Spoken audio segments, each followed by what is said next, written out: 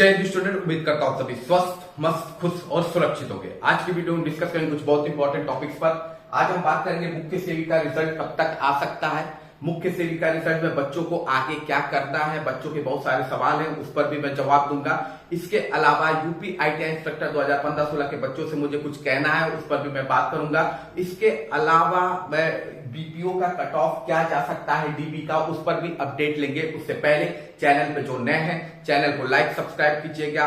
Instagram पे मुझे follow करने के लिए उसका लिंक डिस्क्रिप्शन में है, और मेरे टेलीग्राम चैनल को फॉलो करने के लिए टेलीग्राम चैनल का भी लिंक डिस्क्रिप्शन में मेंशन है, आप वहां जाके मुझे फॉलो कर सकते हैं। चलिए चलते हैं वीडियो की ओर। तो सबसे पहले बात कर लेते हैं मुख्य सेविका रिजल्ट को लेके। तो मुख्य सेविका रिजल्ट कब तक आ सकता है, इसको लेके काफी आपके ग्रुप में आ रहा है कि इस डेट में आ सकता है, जून के इस डेट में आ सकता है, कुछ कह रहा है कि जुलाई तक जा सकता है रिजल्ट। तो देखिए एक सीधी सादी बात सिंपल से समझिएगा, इस समय आयोग के, ठीक है, आयोग के सचिव तक को ये बात नहीं पता है कि आपका रिजल्ट कब तक आ सकता है। सीधी सादी बात मैं बता रहा हूं, ना चेयरमैन को ना सचिव को, किसी को नहीं पता है आपका रिजल्ट कब तक आ सकता है। उसका रीजन क्या है? रीजन आपकी भर्ती को लटकाने का है क्वालिफिकेशन, ठीक है। अब बड़ा सोचने वाली बात है, ये क्वालिफिकेशन को लेके इशू अभी का नहीं है, जब से ये एप्लीकेशन फॉर्म आया है तब से है, मतलब 2021 से ये प्रॉब्लम फेस कर रहे हैं बच्चे, और अब तक इसका सोल्यूशन नहीं आया, और लास्ट में आके क्या हुआ, फाइनल रिजल्ट आपका इसी की वजह से अटक गया,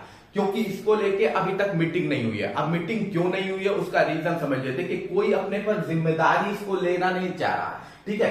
कोई ये नहीं चाह रहा है कि भाई हम जिम्मेदारी लेके रिजल्ट जारी करते हैं, इसके बाद फिर ये होगा कि बच्चियां चली जाएंगी कि सर यहाँ पर कैसे आपने अलाउ कर दिया 2 ईयर वालों को, बीएससी वालों को, अगर नहीं किया तो बीएससी वाले और 2 ईयर वाले चले जाएंगे, सर बहुत सी भर्ती में हम अलाउ होते हैं, कुछ लेके यही जब को लेके अधिकारी कॉन्टिन्यूअस सोच रहे हैं, कोई जिम्मेदारी लेना चाह नहीं रहा है। ना आयोग आपका जिम्मेदारी लेना चाह रहा है, ना आपका डिपार्टमेंट आपकी जिम्मेदारी लेना चाह रहा है, ठीक है। जिसकी वजह से क्या हो रहा है, मीटिंग अभी तक इसकी तय नहीं हो पाई है कि कब तक कंडक्ट होगी, और जब तक मीटिंग कंडक्ट नहीं होगी तब तक आपका रिजल्ट नहीं आएगा, क्योंकि पहले तो मीटिंग कंडक्ट होगी क्वालिफिकेशन को लेके।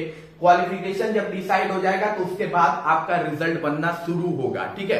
फाइनल रिजल्ट तब बनेगा, फिर फाइनल रिजल्ट जब तैयार हो जाएगा तो फिर एक और इन लोगों को मीटिंग करनी पड़ेगी कि फाइनल रिजल्ट डिक्लेयर किस डेट को करना है। फिर उस डेट को जब उस मीटिंग में डिसाइड होगा कि इस डेट को आपका फाइनल रिजल्ट डिक्लेयर होना है, तब आपके सचिव को पता चलेगा, जो सचिव है यूपी SSS के, जो चेयरमैन है यूपी SSS के, जो भी बंदे हैं, कि इस डेट को आपका रिजल्ट आएगा, ठीक है। इतना लंबा भी आपका प्रोसेस बचा हुआ है। तो जो भी ये कह रहा है कि जून तक आ जाएगा, जुलाई तक आ जाएगा, ये सब देखिए तुक्का में है।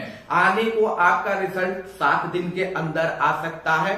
बस ये मीटिंग हो गई, तो मीटिंग होने के बाद तो 3 दिन के अंदर भी आपका रिजल्ट आ जाएगा। सब कुछ इस क्वालिफिकेशन वाली मीटिंग को लेके है, और चूंकि मीटिंग में क्वालिफिकेशन का इशू जो है वो अभी का है नहीं, पुराना है।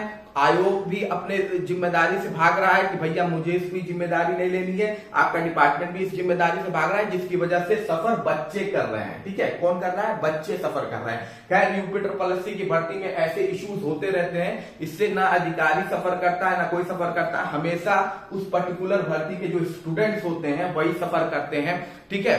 और उसका नतीजा क्या होता है कि बच्चों की भर्तियां 5-5 साल अटक जाती हैं, बहुत से बच्चे अपने माता पिता को भी खो देते हैं, ठीक है। जो एक होता है ना कि भाई मैं जॉब पाया गवर्नमेंट का और मैं किससे शेयर करूंगा, मेरे फादर ही नहीं है, मदर ही नहीं है, तो ये सब भी होता रहता है। इस भर्ती में भी ये सब देखने को आपको मिला ही होगा।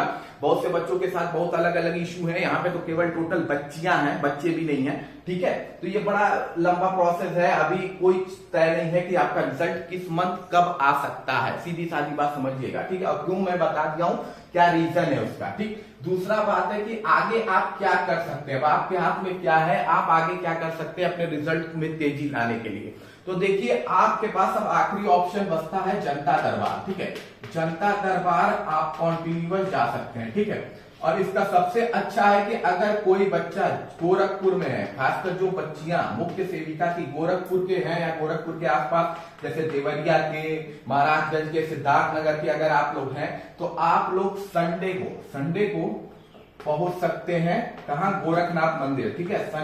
रविवार को सुबेरे गोरखनाथ मंदिर में जनता दरबार लगता है, आप वहां जाके अपना लेटर सबमिट कर सकते हैं, चीफ मिनिस्टर को बता सकते हैं कि ऐसी इश्यूज हैं, इसकी वजह से हमारे रिजल्ट लटके हुए हैं, इसमें थोड़ी सी तेजी आनी चाहिए, और इंटरेस्टिंग बात यह है कि इसके लिए आपको जनसंख्या की जरूरत नहीं है जनता दरबार में जाने के लिए। 10 बच्चे 5 बच्चे भी रहेंगे तो काम हो जाएगा। एक लेटर लिख के वहां सबमिट करना है, उनसे अपनी बात रखनी है। तो संडे को हमेशा जनता दरबार गोरखपुर में लगता है, मॉर्निंग में लगता है। तो जो गोरखपुर के आसपास की बच्चियां हैं, अगर आप अलग अलग ग्रुप में हैं तो प्लीज आप अपने ग्रुप में बात कर लीजिए कि कौन गोरखपुर है, गोरखपुर के आसपास की लड़कियां हैं, तो उनसे एक एप्लीकेशन आप लोग लिखवा के सबमिट करवाइए जनता दरबार में, अगर आप चाहते हैं कि आपके रिजल्ट में तेजी आए। ठीक है, बाकी कट ऑफ वट ऑफ को लेके तो बात ही परेशान होने वाली नहीं है। अभी तो परेशानी इस बात की है कि क्वालिफिकेशन की मीटिंग हो जाए, इससे बड़ी अभी कोई परेशानी नहीं है आपकी भर्ती में, या इससे बड़ा कोई रोड़ा भी नहीं है आपकी भर्ती में। अब हम बात कर लेते हैं अगली अपडेट की। तो अगली इंपॉर्टेंट अपडेट आपकी आईटीआई इंस्पेक्टर 2015-16 के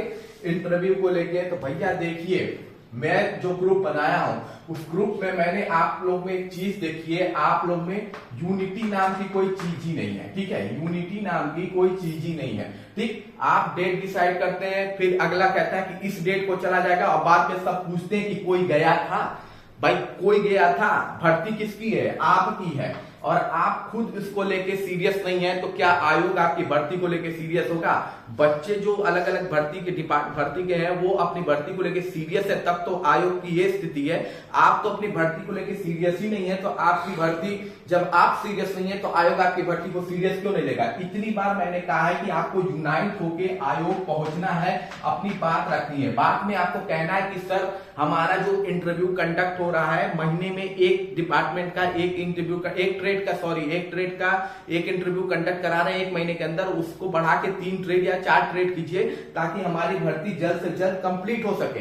नहीं तो फिर एक ट्रेड वाइज चलता रहेगा। अभी 2015 के कई ट्रेड बचे हुए हैं, अभी 15 का ही लगते 4-5 महीना लग जाएगा, उसके बाद 16 का नंबर आएगा और ऐसे 2 साल तक आपकी भर्ती अटकी रहेगी। लेकिन अब मैंने देखा ग्रुप में कि एक डेट डिसाइड हुआ तो अगले ने कहा कि नहीं उस दो को चलते हैं। उसके बाद पता चल रहा है कि लोग आपस में पूछ रहे कि कोई गया था। तो इस तरह की यूनिटी अगर रहेगी तो फिर कमाल है, तब आप अपनी भर्ती को लेके झेलते रहिए 2 साल तक, तब भी नहीं क्लियर हो पाएगी ये भर्ती। ठीक है, तो यूनिटी दिखाइए अपनी, यूनाइट होइए, यूनाइट होके पहुंचिए अगर आप चाहते हैं कि आपका इंटरव्यू सही समय पे हो जाए। अदरवाइज ये साल 1.5 साल लग जाएगा पूरा 15-16 का इंटरव्यू क्लियर होने में ही, जो स्पीड से आयोग चल रहा है। अगली अपडेट है आपकी यूपी SSC बीपीओ के डीबी कट ऑफ को लेके। ठीक है, देखिए इस भर्ती को लेके काफी कुछ बोला जा रहा है कि बीपीओ में ये हो जाएगा, बीपीओ में वो हो जाएगा। टोटल 1468 पदों पर भर्ती है, 1468 पदों पर भर्ती है। ठीक है, लगभग 30,000 के आसपास बच्चों ने इसका एग्जाम दिया है। ठीक है, अब इसको लेके कि डीबी में कई लोग अलग अलग तरह की कट ऑफ बता रहे हैं। पहली बात, एक बात जान लीजिए, आपका पेपर का लेवल ठीक ठाक था, बहुत अच्छा खासा टफ था। ठीक है, एक तरफ ये कहा जाता है कि पेपर का लेवल टफ है, एक तरफ कट ऑफ इतनी हाई बता दी जाती है। ठीक है, सिंपल सीधी बात समझिए कि डीबी में यूपी SSC में कट ऑफ जो यूआर ओबीसी और ईडब्ल्यूएस का होता है वो सिमिलर होता है। ठीक है, अलग अलग नहीं होगा कि यूआर का अलग कट ऑफ होगा, ओबीसी का अलग होगा, ईडब्ल्यूएस का, ऐसा नहीं होता है। आप कभी भी यूपी SSC का डीबी का कट ऑफ उठाइए, लगभग यूआर ओबीसी ईडब्ल्यूएस की जो कट ऑफ होती है वो सेम होती है। और देखिए अभी क्वेश्चंस में बहुत सारे इश्यूज हैं, जब फाइनल आंसर की आएगी तो जरूर है आपका 2 से 3 नंबर जरूर बढ़ने वाला है, ये आपको भी पता है। तो ये मान के चलिए कि लगभग अगर आप यूआर ओबीसी ईडब्ल्यूएस हैं और आपकी जो रेंज है 57 से 58 के बीच में है, 57 से 58 नंबर अगर आप पा रहे हैं, ठीक है, तो आप डीबी में चयनित हो सकते हैं। ठीक है,